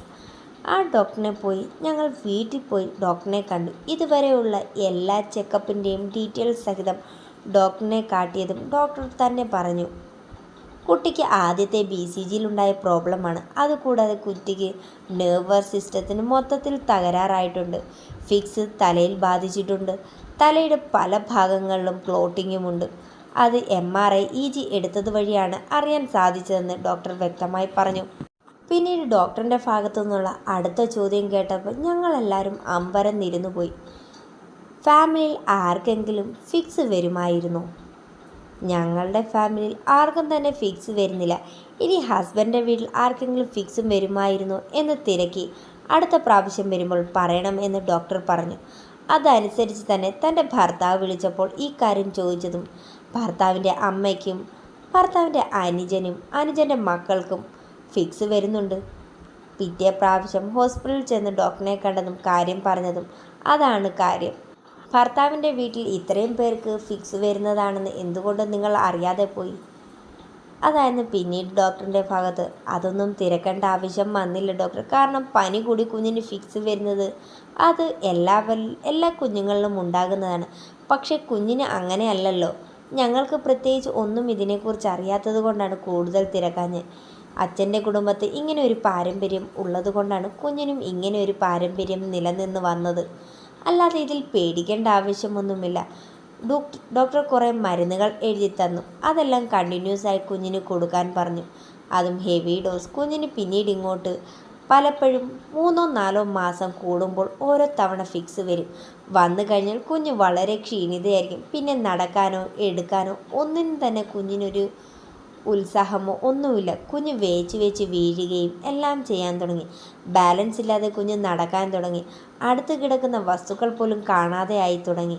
എന്താണ് കാരണമെന്നറിയാൻ ഡീറ്റെയിൽ ചെക്കപ്പ് ചെയ്തപ്പോഴാണ് ഫിക്സിൻ്റെ ആഫ്റ്റർ എഫക്റ്റ് ആണത്രേ കുഞ്ഞിന് ബാലൻസ് ഇല്ലാത്തത്. കുഞ്ഞിൻ്റെ കണ്ണ് ഒരു സൈഡിലേക്ക് കോങ്കണ്ണായി മാറി. കാഴ്ച നഷ്ടപ്പെട്ടു തുടങ്ങി. ഇതെല്ലാം ആയപ്പോൾ ആ പെണ്ണ് മൊത്തത്തിൽ തകർന്നു. താൻ ഇത്രയൊക്കെ ഒരു നരകയാതന ഈ കുഞ്ഞുമായി അനുഭവിക്കുമ്പോഴും തൻ്റെ മകൻ്റെ കുഞ്ഞിനെ കാണാതെ മരിക്കേണ്ടി വരുമെന്ന് പറഞ്ഞ ആ സ്ത്രീ എവിടെ പോയി? തനിക്കൊരു താങ്ങും തണലുമായി ഭർത്താവിൻ്റെ വീട്ടുകാർ പോലുമില്ല. എന്തിന്? തൻ്റെ വീട്ടുകാർ തന്നെ കൈയൊഴിഞ്ഞിരുന്നെങ്കിൽ എന്നേക്കെന്നെ താനും തൻ്റെ ഈ പൊന്നോമനയും മണ്ണോട് അലിഞ്ഞു ചേർന്നേനെ. അവൾ ആരോടില്ലാതെ ഇന്ന് ആലോചിച്ച് കരഞ്ഞുകൊണ്ടേയിരുന്നു. അത് അവളുടെ മനസ്സിൻ്റെ താളം തെറ്റാൻ ഉള്ള അവസരം ഉണ്ടാക്കുമെന്ന് അറിഞ്ഞതുപോലെ തന്നെ അവളുടെ അമ്മ അവളോട് ചേർന്ന് വന്ന് മാറോട് ചേർത്ത് അവളെ ഒന്ന് ആശ്വസിപ്പിച്ചു. ആ ആശ്വാസച്ചൂടിൽ അവൾ എല്ലാം മറന്ന് പൊട്ടിക്കരഞ്ഞു. അവളുടെ ഉള്ളിൽ അത്രയും നാൾ അടക്കി വെച്ചിരുന്ന എല്ലാം ഒരു തീരാ കടൽ പോലെ ഉണ്ടായിരുന്നു. ആ അമ്മയുടെ നെഞ്ചിലേക്ക് അവൾ എല്ലാം ഒഴുക്കി വിട്ടു. അമ്മ അവളെ ചേർത്ത് നിർത്തി ആശ്വസിപ്പിച്ചു. നിനക്ക് കൂട്ടി എന്നും നിൻ്റെ ഈ അച്ഛനും അമ്മയും തണലായി നിനക്കില്ലേ? പിന്നെ നീ എന്തിനായി വിഷമിക്കുന്നത്? ആരില്ലെങ്കിലും നിന്നെ ഞങ്ങൾ കൈയൊഴിയില്ലല്ലോ. പിന്നെ എന്തിനാ എൻ്റെ പൊന്ന് കരയുന്നത്? ആ അമ്മ തൻ്റെ നെഞ്ചോട് ചേർത്ത് വെച്ച് അവളെ ഒന്ന് ആശ്വസിപ്പിച്ചു. താൻ ഇപ്പോൾ ഈ നിമിഷം അവളെ തള്ളി പറഞ്ഞാൽ ചിലപ്പോൾ ഒരു ഭ്രാന്തിയായി അവൾ ചിലപ്പോൾ മാറിയേക്കാം. അവളുടെ മാനസിക നില ചിലപ്പോൾ തെറ്റിയേക്കാം. പലർക്കും പലയിടത്തു നിന്നും എന്തും വിളിച്ചു പറയാം. പക്ഷേ അത് അനുഭവിക്കുന്നവർക്ക് മാത്രമേ അതിൻ്റെ കാഠിന്യം അറിയാൻ പറ്റൂ. ഒരു കുഞ്ഞില്ല എന്ന് പറഞ്ഞ് എത്രത്തോളം തൻ്റെ മകളെ കുത്തി നോവിച്ചു. ഇന്നൊരു കുഞ്ഞായി അവൾ കിടന്ന് ഇത്രത്തോളം അനുഭവിച്ചിട്ട് ആ സ്ത്രീ എന്തേ? അവരൊന്ന് തിരിഞ്ഞു നോക്കിയോ? ഒന്ന് ആശ്വസിപ്പിക്കാൻ, അവളെ ഒന്ന് ചേർത്ത് നിർത്താൻ. ഓട്ടമോളെ, നിന്നോടൊപ്പം ഞാനുണ്ട് എന്ന് പറയാൻ പോലും അവരെ ആരെയും കണ്ടില്ല. ഡോക്ടർ ഷെഹനാസിൻ്റെ ട്രീറ്റ്മെൻറ്റിൻ്റെ ഭാഗമായി കുഞ്ഞിന് ഫിക്സ് പയ്യെ ഇല്ലാതായി തുടങ്ങി. നേരിയ തോതിൽ എപ്പോഴെങ്കിലും ചെറിയ പനിയോ ഒരു ചൂടോ വന്നാൽ ചെറിയ രീതിയിൽ ഒരു ഫിക്സിൻ്റെ ലക്ഷണം കാണിക്കുമെന്നല്ലാതെ ആ അമ്മ തൻ്റെ കർത്തവ്യം ഡോക്ടർ പറഞ്ഞതുപോലെ തന്നെ ചെയ്തതും അവൾക്ക് പെട്ടെന്ന് തന്നെ ഫിക്സ് മാറി. അവൾ സാധാരണ നിലയിൽ വരും.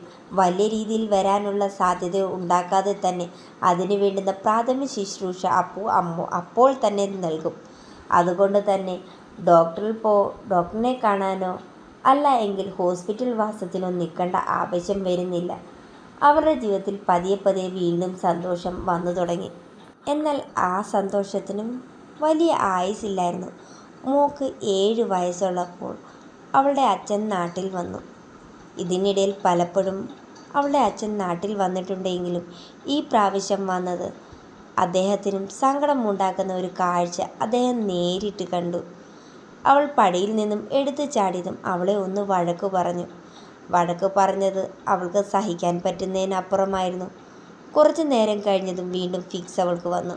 കുറേ നാളായി ഒരു സമാധാനമായിരുന്നു ഫിക്സ് വരാത്തത്.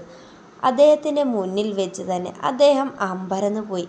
കുഞ്ഞു കിടന്ന് പിടയ്ക്കുന്നത് കണ്ട് അവളെ എഴുന്നേൽപ്പിച്ച് നിർത്തിയിട്ട് ചത്തതിന് തുല്യം ഒരു ശവം തൻ്റെ കയ്യിൽ ഇരിക്കുന്നത് പോലെ ഒരു ബലവുമില്ലാതെ ഒടിഞ്ഞു തൂങ്ങി. കുഞ്ഞിൻ്റെ തലയ്ക്കോ കൈക്കോ ഒന്നും ബലമില്ലാതെ അവൾ തളർന്ന് താഴേക്ക് തന്നെ വീണുകൊണ്ടിരുന്നു. ആ കുഞ്ഞിനെ മാറോട് ചേർത്ത് നിർത്തി ആ അച്ഛൻ അന്ന് ആദ്യമായി നേരിട്ട് കണ്ട് ചങ്ക് പൊട്ടി കരയാൻ തുടങ്ങി. തൻ്റെ പൊന്നോമ്മനെ അച്ഛൻ്റെ കയ്യിൽ നിന്നും പിടിച്ചു വാങ്ങി അവൾക്ക് വേണ്ടുന്ന പ്രാഥമിക ശുശ്രൂഷ എല്ലാം നൽകി പതിയെ അവൾ കണ്ണു തുറന്നതും അവളെ നെഞ്ചോട് ചേർത്ത് പിടിച്ച് പൊന്നോമ്മനെ തട്ടി ഉറക്കി. ഉറങ്ങിയതിന് ശേഷം അവൾ തിരിഞ്ഞു നോക്കുമ്പോൾ അവളെ തന്നെ നോക്കി നിൽക്കുന്ന അവളുടെ പ്രാണനെ കണ്ടതും അവൾ നേരെ ആ മാറിലേക്ക് വീണ് പൊട്ടിക്കരഞ്ഞു. അവനും അവളുടെ ഒപ്പം തന്നെ ഇരുന്ന് കരഞ്ഞു. ഫിക്സ് വന്നതിന് ശേഷം വീണ്ടും അവർ ഡീറ്റെയിൽ ചെക്കപ്പ് നടത്തി. ഷഹനാസ് ഡോക്ടറിനെ കണ്ടതും ഡോക്ടർ മരുന്ന് മാറ്റിക്കൊടുത്തു. ഫിക്സിൻ്റെ 2 ഗുളിയും അല്ലാതെ ഹെൽത്ത് നന്നാക്കാനുള്ള അല്ലാത്ത ടാബ്ലറ്റ്സും നൽകി. അവൾ ടാബ്ലറ്റ്സ് എല്ലാം കഴിക്കുന്നുണ്ട് എന്ന് പറഞ്ഞതും വലിയ കാര്യമാക്കില്ല. എല്ലാ മരുന്നുകളും കൊടുത്തു തുടങ്ങി. പക്ഷേ കുഞ്ഞിന് 7 വയസ്സായിട്ടും കുഞ്ഞ് എഴുതാൻ താല്പര്യം കാട്ടുന്നില്ല. എന്ത് പറഞ്ഞു കൊടുത്താലും കുഞ്ഞ് പഠിക്കുന്നുണ്ട്, പക്ഷേ എഴുതുന്നില്ല. 2ാം ക്ലാസ്സിലായിട്ടും അവൾ എഴുതാത്തത് ചിലപ്പോൾ മടി കൊണ്ടായിരിക്കും എന്ന് വിചാരിച്ചു. 4 വയസ്സ് തൊട്ടേ അവളെ ഒരുപാട് സ്ട്രെസ് ചെയ്ത് പഠിപ്പിക്കാൻ ശ്രമിക്കുന്നുവെങ്കിലും അവൾ ഒരക്ഷരം പോലും എഴുതുന്നില്ല. അതിന് കാരണം തിരക്കി ചെന്നപ്പോൾ ഞങ്ങൾക്ക് കിട്ടിയ മറുപടി അവളുടെ 2 കണ്ണിനും കാഴ്ചക്കുറവ് ഫിക്സിൻ്റെ ആഫ്റ്റർ എഫക്റ്റാണ് കൂടി എന്ന് അറിഞ്ഞതുകൂടി അവർ 2 പേരും തകർന്നിരുന്നു. പിന്നീട് ഒരുപാട് അന്വേഷിച്ചതിന് ശേഷമാണ് അവസാനം അവർ കോങ്കണ്ണിന് നല്ല ബെസ്റ്റ് ട്രീറ്റ്മെൻറ്റ് കിട്ടുന്ന അങ്കമാലി ലിറ്റിൽ ഫ്ലവർ ഹോസ്പിറ്റലിനെ കുറിച്ച് അറിയുന്നത്. അവിടെ ചെന്ന് ഡോക്ടറിനെ കണ്ടു. സർജറിക്കുള്ള ഡേറ്റ് ഫിക്സ് ചെയ്താണ് അവിടെ നിന്നും അവർ മടങ്ങിയത്. കറക്റ്റ് 1.5 മാസത്തിന് ശേഷം വീണ്ടും ലിറ്റിൽ ഫ്ലവർ ഹോസ്പിറ്റലിൽ ചെന്നു, അതും സർജറിക്കായി. സർജറി കഴിഞ്ഞ് ഡോക്ടർ മോളെ ചെക്കപ്പ് ചെയ്തതിന് ശേഷം അവരുടെ വാക്കുകൾ ഒരു ഇടുത്തി പോലെയാണ് അവരുടെ ഉള്ളിലേക്ക് വന്ന് പതിഞ്ഞത്. കുഞ്ഞിന് സർജറി കഴിഞ്ഞു, പക്ഷേ പഴയതിൽ അല്പം കൂടി കാഴ്ചശക്തി തിരിച്ചു കിട്ടി എന്ന് മാത്രമേ പറയാൻ പറ്റൂ. പൂർണ്ണമായിട്ടും അവൾക്ക് കാഴ്ചശക്തി തിരിച്ചു കിട്ടി എന്ന് പറയാൻ പറ്റില്ല എന്നായിരുന്നു ഡോക്ടറിൻ്റെ അഭിപ്രായം. അതെല്ലാം ഉൾക്കൊണ്ട് തന്നെ അവളെ പൊന്നുപോലെ സ്നേഹിച്ചു. അവളുടെ ഇഷ്ടങ്ങൾക്കും താളത്തിനും ഒത്തു തന്നെ അവർ തുള്ളി. കുറെ കൂടി അവൾ വലുതായി. ഏകദേശം 8 വയസ്സ് അല്ല 9 വയസ്സ് ആയപ്പോൾ അവൾക്കൊരു കുഞ്ഞനുജനെ വേണം, അവൾക്കൊപ്പം കളിക്കാനും ചിരിക്കാനും എന്ന് നിർബന്ധമായി. അവളുടെ ആഗ്രഹപ്രകാരം അവൾക്കൊരു കുഞ്ഞനുജനെ 1 കൊല്ലം കഴിഞ്ഞപ്പോൾ ഞങ്ങൾ അവളുടെ കയ്യിലേക്ക് വെച്ചു കൊടുത്തു. തൻ്റെ ജീവിതത്തിൽ വീണ്ടും ഒരു പരീക്ഷണ കാലഘട്ടം തുടങ്ങുകയാണെന്ന് അറിയാതെ അവർ 4 പേരും നടന്നു നീങ്ങി. 2ാമത്തെ കുഞ്ഞിൻ്റെ ആദ്യ പിറന്നാളിന് എല്ലാവരും ഒത്തുകൂടി. ഭർത്താവിൻ്റെ വീട്ടുകാർ അപ്പോഴേക്കും പിണക്കങ്ങളും അവർക്കിടയിലുള്ള വിദ്വേഷങ്ങളും എല്ലാം പറഞ്ഞു തീർത്ത് എന്ന് വരുത്തി തീർത്തു. ഇതിനിടയിൽ തന്നെ നമ്മുടെ അപ്പുവിന് ഒരു കൊച്ചു വീട് വെച്ചു. വീട്ടിൽ അപ്പവും കുഞ്ഞുങ്ങളും മാത്രമായതിനാൽ ഭർത്താവിൻ്റെ അച്ഛനും അമ്മയും വന്ന് നിൽക്കണമെന്ന് അവൾ വല്ലാതെ ക്ഷണിച്ചിരുന്നു. അതിന് ഒത്തതുപോലെ ഒരു കാരണം കിട്ടി. അവർ അത് കറക്റ്റായി യൂസ് ചെയ്യുകയും ചെയ്തു. അപ്പുവിൻ്റെ 2ാമത്തെ കൊച്ചിൻ്റെ ആദ്യത്തെ പിറന്നാൾ ദിവസം ഗംഭീരമായി തന്നെ ആഘോഷിക്കാമെന്ന് തന്നെയായിരുന്നു അവളുടെ ആഗ്രഹം. തങ്ങളുടെ സ്വന്തം വീട്ടിൽ തൻ്റെ പൊന്നോമ്മനയുടെ ആദ്യത്തെ പിറന്നാൾ. അവൾ അത്ര വലിയ സന്തോഷത്തിലായിരുന്നു. തനിക്ക് കയറിക്കിടക്കാൻ ഒരു കിടപ്പാടം, അതിനൊക്കെ ഉപരി ഇനി തന്നെ ഇവിടെ നിന്നും അങ്ങോട്ടും ഇങ്ങോട്ടും ഇട്ടും ആരും തട്ടി കളിക്കില്ല. തന്നെ കുത്തുവാക്കുകൾ കൊണ്ട് കുത്തി നോവിക്കാനും ആരും വരില്ല. അവളുടെ ഉള്ളിൽ വല്ലാത്ത സന്തോഷം തോന്നി. സമയമായപ്പോഴേക്കും എല്ലാവരും എത്തി. എന്നാൽ കുറച്ച് വൈകിയാണ് അപ്പുവിൻ്റെ അച്ഛനും അമ്മയും എത്തിയത്. അവർ എത്തിയതും അപ്പുവിൻ്റെ മൂത്ത മകൾ അവരോടായി, എന്തിനാ വന്നേ? ഇത് ഞങ്ങളുടെ വീട്, നിങ്ങൾ നിങ്ങളുടെ വീട്ടിൽ പോകും. 10 വയസ്സുകാരി അവരോട് മുഖത്തടിച്ചതുപോലെ സംസാരിച്ചത് കേട്ട് നിന്ന് അപ്പുവിന് പോലും ഇഷ്ടപ്പെട്ടില്ല. എന്നാൽ ഭർത്താവിൻ്റെ വീട്ടുകാർ അതെല്ലാം ആസ്വദിച്ചിരിക്കുകയായിരുന്നു.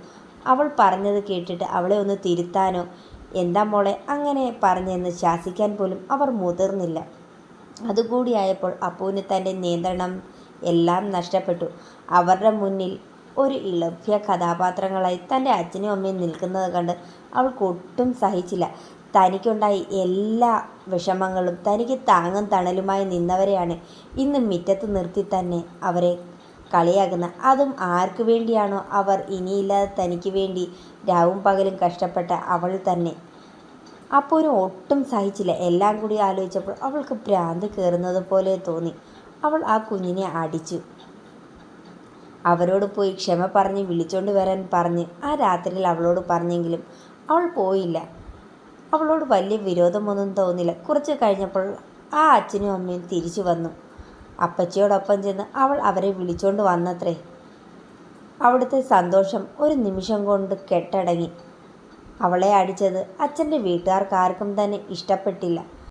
തനിക്കൊരാവശ്യം വന്നപ്പോൾ എന്തിന് ഈ കുഞ്ഞിൻ്റെ കണ്ണിൻ്റെ സർജറിക്ക് പോലും ഒന്ന് മാറി നിൽക്കാൻ പോലും മനസ്സ് കാട്ടാത്തവർ ഇന്ന് വന്നേക്കുന്ന അവളെ ഞാനൊന്ന് അടിച്ചെന്നും പറഞ്ഞ് ഉപദേശിക്കാൻ. അവളെ അടിക്കാൻ വന്ന ഭർത്താവിൻ്റെ അമ്മയോട് പരുഷമായ രീതിയിൽ തന്നെ സംസാരിക്കും. ഞാൻ എൻ്റെ മകളെ അടിക്കുന്നതിൻ്റെ ഇടയ്ക്ക് വേറെ ആരും വന്ന് കയറരുത്, അത് എനിക്ക് ഇഷ്ടമല്ല എന്ന് അവരുടെ മുഖത്ത് നോക്കി. ഇന്നോളം അവർക്ക് നേരെ നിന്ന് സംസാരിക്കാത്ത അപ്പു അവർക്ക് നേരെ സംസാരിച്ചത് അവർക്കൊരു അടി കിട്ടുന്നതിന് തുല്യമായിരുന്നു. തങ്ങൾ എന്തെല്ലാം പറഞ്ഞ് കുത്തി നോവിച്ചാലും തങ്ങൾക്ക് നേരെ ഒരു വാക്കുകൊണ്ടോ ഒരു നോക്കുകൊണ്ടോ ഒന്നും പ്രതികരിക്കാത്തവൾ ഇന്ന് തങ്ങൾക്ക് നേരെ പ്രതികരിച്ചത് അവർക്കാർക്കും ഉൾക്കൊള്ളാൻ കഴിയുന്നതിനും അപ്പുറമായിരുന്നു.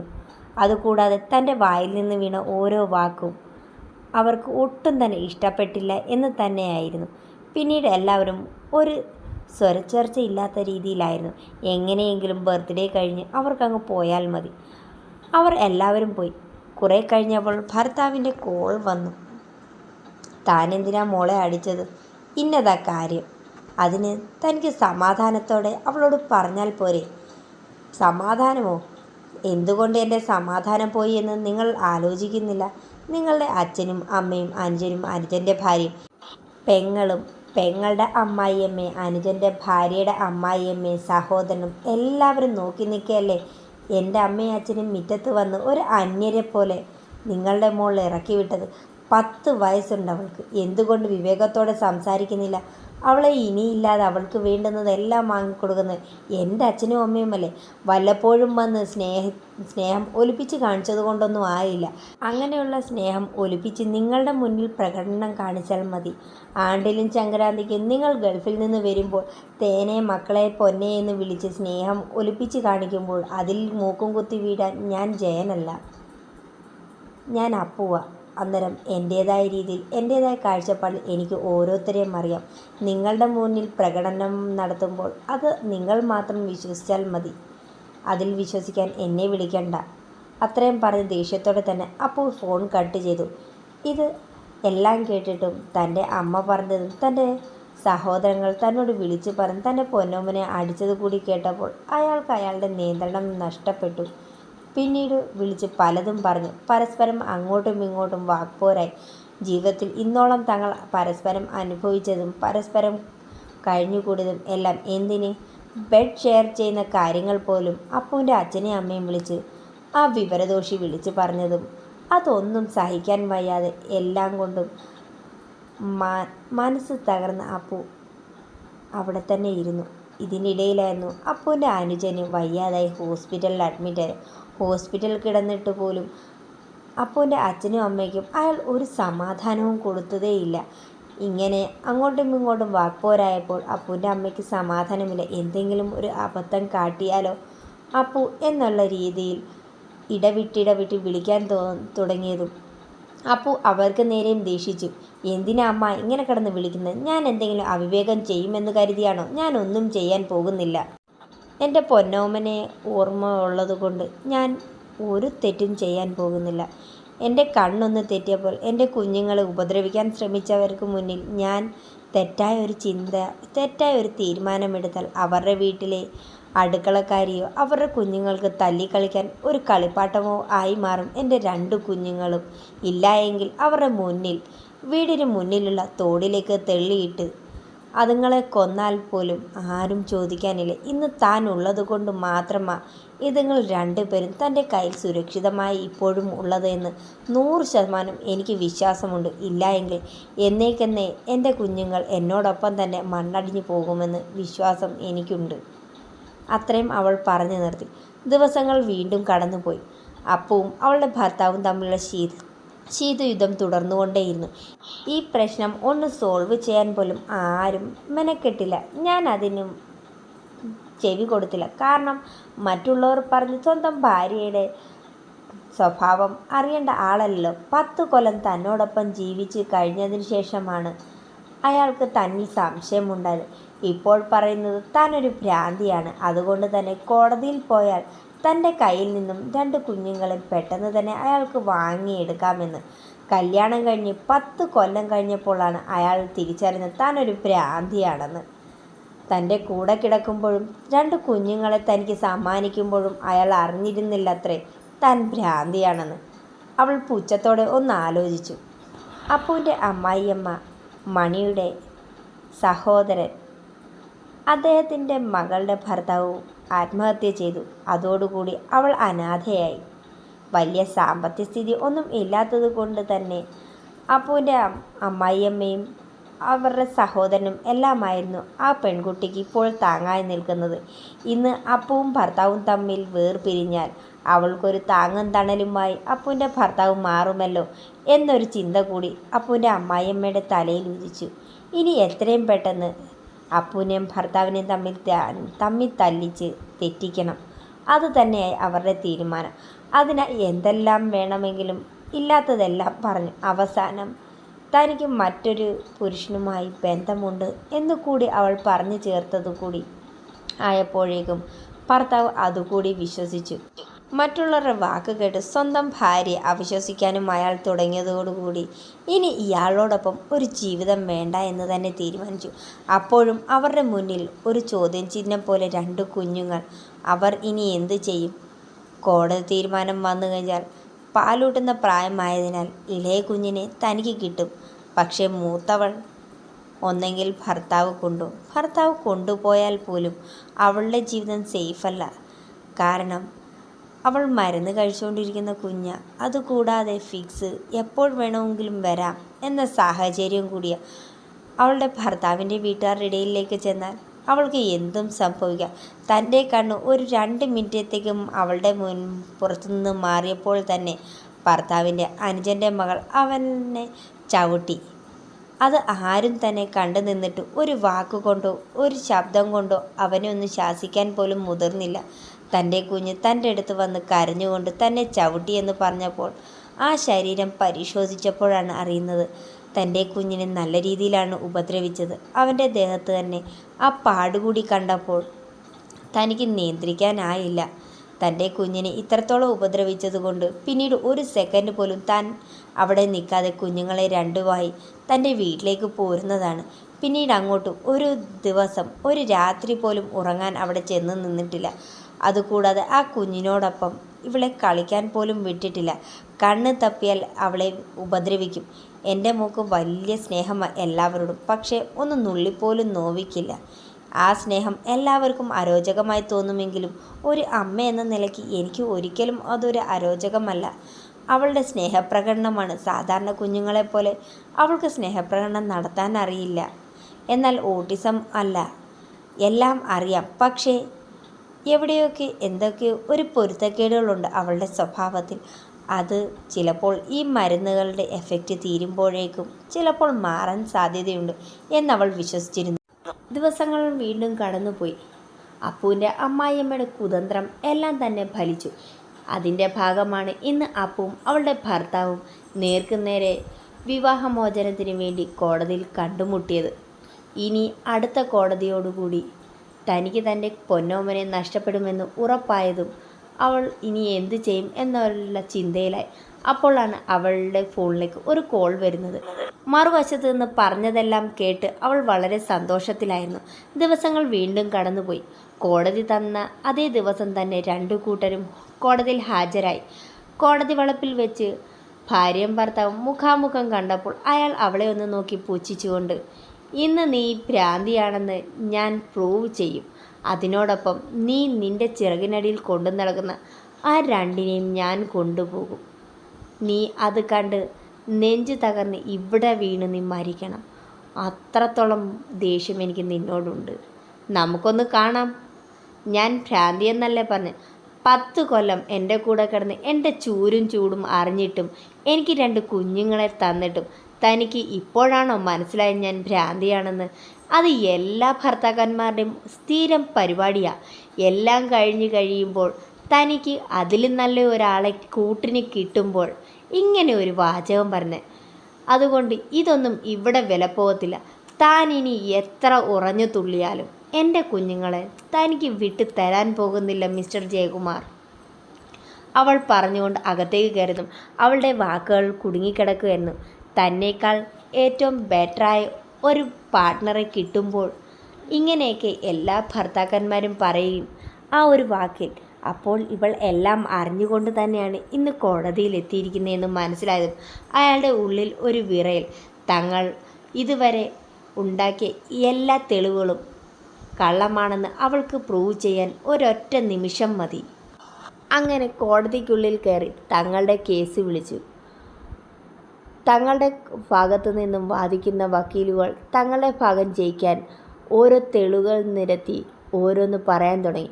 അവസാനം കോടതിയിൽ ജഡ്ജ് ഞങ്ങളെ ഇരുവരെയും വിളിച്ചു. നിങ്ങൾക്ക് എന്തെങ്കിലും പറയാനുണ്ടോ? അദ്ദേഹം കോടതിയിൽ കയറി ജഡ്ജിന് മുന്നിൽ വണങ്ങിക്കൊണ്ട്, എൻ്റെ 2 കുഞ്ഞുങ്ങളും എനിക്ക് വിട്ടു തരണം. അത്രയും ഞാൻ താഴ്മയായി കോടതിയോട് അപേക്ഷിക്കുന്നു. ഇവൾ ഭ്രാന്തിയാണ് എന്ന് പ്രൂവ് ചെയ്യുന്ന തെളിവുകളെല്ലാം ഞാൻ ഇവിടെ സബ്മിറ്റ് ചെയ്തിട്ടുണ്ട്. അത്രയും പറഞ്ഞു നിർത്തിയതും, ഇവൾ ഒരു ഭ്രാന്തിയാണെങ്കിൽ ഈ കഴിഞ്ഞ 10 കൊല്ലം നിൻ്റെ മകളെ നോക്കിയതും അവൾക്ക് വേണ്ടുന്നതെല്ലാം ചെയ്തതും നിനക്ക് വേണ്ടുന്നതെല്ലാം ചെയ്തു തന്നതും എല്ലാം ഈ ഭ്രാന്തിപ്പെണ്ണ് തന്നെയല്ലേ? എന്താ ജയകുമാർ, നിനക്കൊന്നും പറയാനില്ലേ? കോടതി അയാളോടായി ചോദിച്ചു. അതിന് വാക്കുകൾ ഒന്നും കിട്ടിയില്ല. പിന്നെ ഇനി അപ്പൂന് വല്ലതും പറയാനുണ്ടോ? കോടതി അവളോടായി ചോദിച്ചതും, ഉണ്ട് മൈ ലോർഡ്. എൻ്റെ 3-4 ക്വസ്റ്റ്യൻസിന് അദ്ദേഹം കറക്റ്റായി മറുപടി തന്നാൽ ഞാൻ എൻ്റെ 2 കുഞ്ഞുങ്ങളെയും അദ്ദേഹത്തിനായി വിട്ടുകൊടുക്കാം. അത്രയും പറഞ്ഞതും കോടതി അതിനുള്ള അനുവാദം തന്നു. എൻ്റെ മകൾക്ക് എങ്ങനെയാണ് മരുന്ന് കൊടുക്കുന്നതെന്ന് നിങ്ങൾക്കറിയാമോ? എപ്പോൾ ഏതെല്ലാം മരുന്ന് കൊടുക്കണമെന്ന് ചോദിച്ചതും അതിന് മറുപടി അറിയില്ല. ശരി, മരുന്ന് കൊടുക്കുന്നത് അവിടെ നിൽക്കട്ടെ, അത് എല്ലാവരെ കൊണ്ടുമാവും. ഒരു ചീട്ടിൽ മരുന്ന് തന്നാൽ അത് എങ്ങനെ കൊടുക്കണമെന്ന് മെഡിക്കൽ സ്റ്റോറിൽ നിന്ന് തന്നെ പറഞ്ഞു തരും. ഇല്ല എങ്കിൽ ഏതെങ്കിലും ഡോക്ടർമാരെ കാണിച്ചാലും അവർ പറഞ്ഞു തരും. ഇതൊന്നും എനിക്കറിയണ്ട. എൻ്റെ കുഞ്ഞ് ഫിക്സ് വരുന്ന ഒരാളാണ്. അപ്പോൾ അവൾക്ക് ഫിക്സ് വന്നാൽ ഒരു പ്രാഥമിക ശുശ്രൂഷ കൊടുക്കുന്നത് എങ്ങനെയെന്ന് നിങ്ങൾക്കറിയുമോ? അതിനും മറുപടിയില്ല. പോട്ടെ, അവൾക്ക് വേണ്ടുന്ന, അവളൊരു പെൺകുഞ്ഞ, അവൾക്ക് വേണ്ടുന്ന എല്ലാ കാര്യങ്ങളും അറിഞ്ഞു ചെയ്യാൻ അച്ഛനെന്ന നിലയ്ക്ക് തനിക്ക് ഇതുവരെ കഴിഞ്ഞിട്ടുണ്ടോ? തൻ്റെ അനുജൻ്റെ മകൻ ഏതെങ്കിലും രീതിയിൽ ഈ കുഞ്ഞിനെ ഉപദ്രവിച്ചാൽ താൻ ആരുടെ ഭാഗത്ത് നിൽക്കും? താൻ തൻ്റെ അനുജൻ്റെ മകൻ്റെ ഭാഗത്ത് നിൽക്കും. കാരണം എൻ്റെ കുഞ്ഞിനൊരു പോരായ്മയുണ്ട്. അവൾ പറയുന്ന കള്ളമാണെന്ന് വിശ്വസിച്ച് താൻ അവളെ ഉപദ്രവിക്കാറില്ലേ? ഉപദ്രവിക്കും. താൻ നാട്ടിൽ വന്നിട്ട് എത്ര പ്രാവശ്യം അവളുടെ ആഗ്രഹപ്രകാരം അവളെ ഓരോരുത്തരത്ത് കൊണ്ടുപോകുന്നു. തനിക്ക് അപ്പോഴും ഈ ഭ്രാന്തിയെ എന്നോടൊപ്പം എൻ്റെ ശരീരം പങ്കിടാനല്ലേ താൻ ഒരുപാട് വ്യഗ്രത കാട്ടിയിട്ടുള്ളത്? അതെ, അത് തന്നെയാണ് താൻ ചെയ്തിട്ടുള്ളത്. എന്നാൽ ഒരു അമ്മ എന്ന നിലയ്ക്ക് ഞാൻ ഒരു അച്ഛൻ്റെയും അമ്മയുടെയും ഒരേപോലെ റോള് നിർവഹിക്കുന്നോളാം. അവൾക്ക് എവിടെല്ലാം പോകണം അതെല്ലാം ഞാൻ നിറവേറ്റി കൊടുക്കുന്നുണ്ട്. എന്തെല്ലാം ആഗ്രഹമുണ്ട് അതും ഞാൻ നിറവേറ്റുന്നുണ്ട്. അവളെ സ്കൂളിൽ നിന്ന് വീട്ടിൽ കൊണ്ടുവിടുകയും വീട്ടിൽ നിന്ന് സ്കൂളിലേക്ക് കൊണ്ടുപോവുകയും അവളുടെ ആഗ്രഹത്തിനനുസരിച്ച് ഓരോന്നും ചെയ്യുന്നുണ്ട്. എല്ലാം ഒരു മുട്ടായി എടുത്താൽ പോലും അവളുടെ ആഗ്രഹപ്രകാരമാണ് ഞാൻ ചെയ്യുന്നത്. അപ്പോൾ എൻ്റെ കൂടെ എൻ്റെ കുഞ്ഞ് നിൽക്കുന്നതാണോ സന്തോഷം, അതോ നിങ്ങളുടെ കൂടെ നിൽക്കുന്നതാണോ സന്തോഷം? അത്രയും പറഞ്ഞു നിർത്തിയതും ബഹുമാനപ്പെട്ട കോടതിക്ക് ഇനി തീരുമാനിക്കാം ഇതിൽ എന്താണ് വേണ്ടുന്നതെന്ന്. അതുമാത്രമല്ല, ഒരു പ്രധാനപ്പെട്ട തെളിവ് കൂടി ബഹുമാനപ്പെട്ട കോടതിയിൽ എനിക്ക് സബ്മിറ്റ് ചെയ്യാനുണ്ട്. അത്രയും പറഞ്ഞുകൊണ്ട് അവൾ പുറത്തുനിന്ന് തൻ്റെ ഫ്രണ്ടിൻ്റെ കയ്യിൽ നിന്നും 2 തെളിവുകൾ കോടതിയിൽ ഏൽപ്പിച്ചു.